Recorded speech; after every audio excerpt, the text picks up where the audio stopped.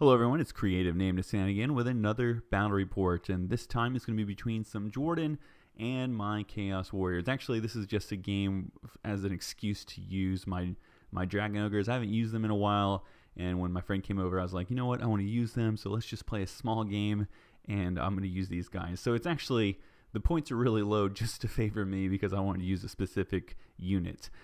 That being said, I haven't made a Age of Sigmar battle report in a long time, and that is because I've thrown myself fully into learning how to play Malifaux, another great game.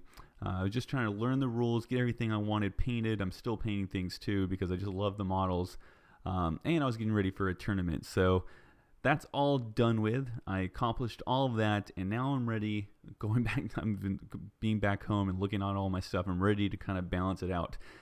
Have some more Age of Sigmar games, and I'll hopefully be posting those sooner rather than later. So here in this picture you can see a new piece of terrain I bought for Age of Sigmar before I kind of became addicted to Malifaux. It's a lava kit here with a volcano. I got this off of eBay, and I'll put a link below. I think the seller's name is Fighter Ubu, but I don't know if you're going to be able to find it through their name. But I will put a link below, and they make custom rivers, sludge, volcano, these type of things, and I think they're based out of Georgia here in America. So if you're interested in something like this, I can very much recommend this product. It's awesome, but I'm not going to do a full review on it. So with that, let's go ahead and jump into deployment. First up, we have a Jordan Priest set up in the center of the table. I then deploy the whole reason why we're playing, the Dragon Ogres here on the left flank. He then follows up with some hammers over there protecting his gate. I respond. I put my Khorne warriors here, but I also put my characters here also eventually, so there they are in this picture. And then he sets up his Dwarven warriors over here facing my Dragon Ogres.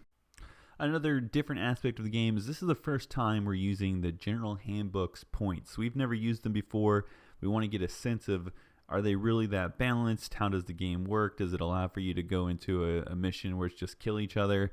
And so that's what we're doing. We're going to play 5 turns of just trying to kill each other, and that's the scenario. Pretty much it. We're going to be using all the special terrain rules, so we're going to bunch all the rocks together, bunch all the lava pieces together, and then use that temple and have them randomly, whatever rules they get.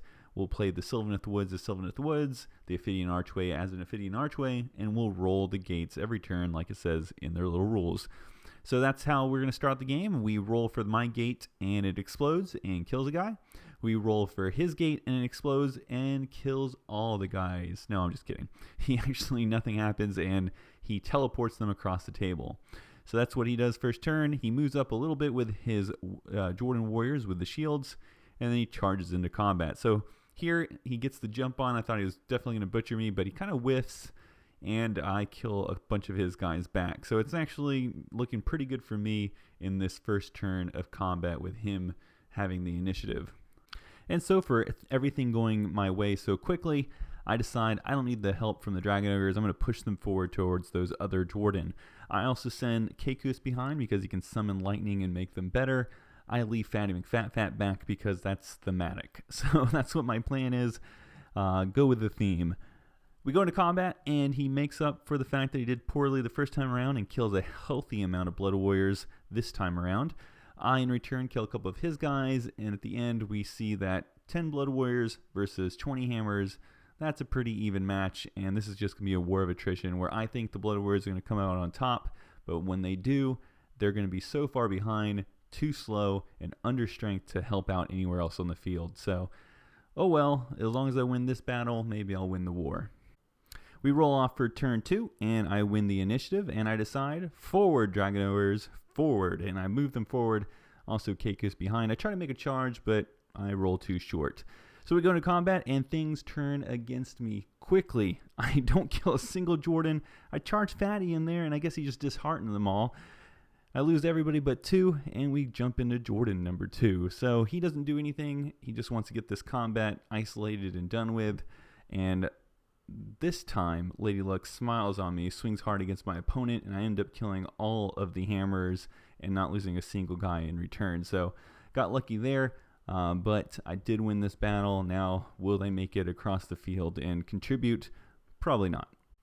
We head into Chaos turn 3, and I am so good at initiative rolls, I win again, especially against this opponent. I seem to win it all the time, when it matters at least. And as you can see here on the board, there's something new, and it's that unit of Jordan in the background. He forgot to deploy a unit, and he realized it after the last Longbeard. I've been calling them hammers. The Longbeards were the ones that were fighting my Blood Warriors. At this point, he remembers, hey, I have a unit of 10 hammers. I go bring them on the board, just have them walk on as the reserves. And so now my Dragon Ogre is going to fight 10 Jordan Warriors and probably 10 hammers. I don't know how they'll do. Points wise, I think we're about even, so we'll see how it goes. So my remnants of the Blood Warriors run up and catch up with Kekus. I have the Dragon Ogres run up into the face of the Warriors, and then I charge. So I go into this expecting big things, and I kill 2 Jordan. So disappointing.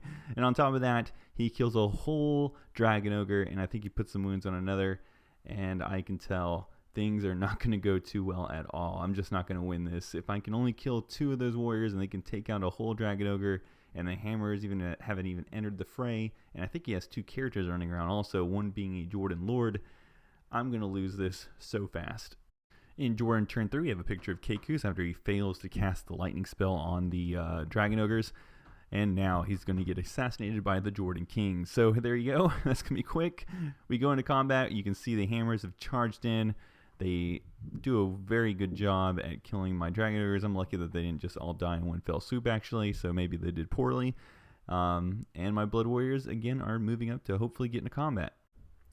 In the final turns, we have the Jordan King kill off Kekus. Charge Fatty McFat, kill him, also kill off a champion of the Blood Warriors. I managed to sneak in a wound or 2 onto the Jordan King with the remaining Blood Warrior. He's unable to kill the Blood Warrior. I run away and end up in combat with these hammers and Jordan that have eventually brought down the final Dragon Ogre.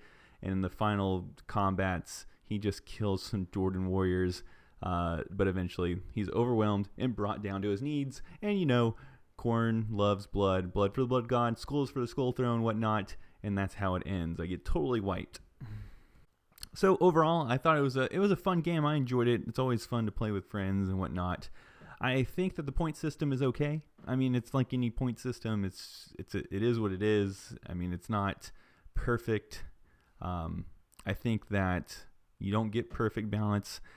The thing about point systems is it creates the illusion that everything is balanced, and if you lose because some units in your mind are imbalanced, the common response will be, we'll just play better. So I don't know.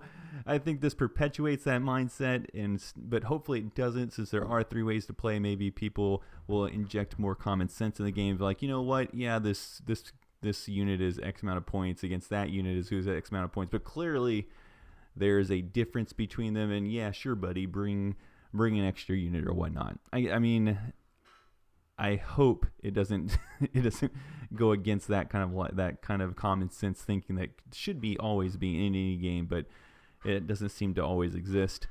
But yeah, I mean, it was okay. I still think that the game is a lot more fun when you're playing missions, so I don't know, even with points, if I'm just going to play a sit up and kill them off. It becomes a very one-dimensional game once you just kind of take that as the way you play every time. But overall, I mean, I love the look of the table. I hope you guys do too. I really enjoyed playing it. I'm finding myself really enjoying Age of Sigmar, mostly because I love the way it looks on the tabletop. So overall, I hope you guys enjoyed this battle report. I'm sorry I've been putting out a lot lately. Feel free to leave a comment or like, and please subscribe if you hadn't, and hopefully I'll be able to balance it out and get more games in and stop being obsessed about Malifaux. Now, also on a note, don't expect Malifaux battle reports, because that game is way too complicated for me to take pictures, keep track of everything, and provide a cohesive story, and my hats are off to anybody who's able to do that. I just don't want to even try to bother with that. So overall, again, thank you for watching, and I'll see you guys later.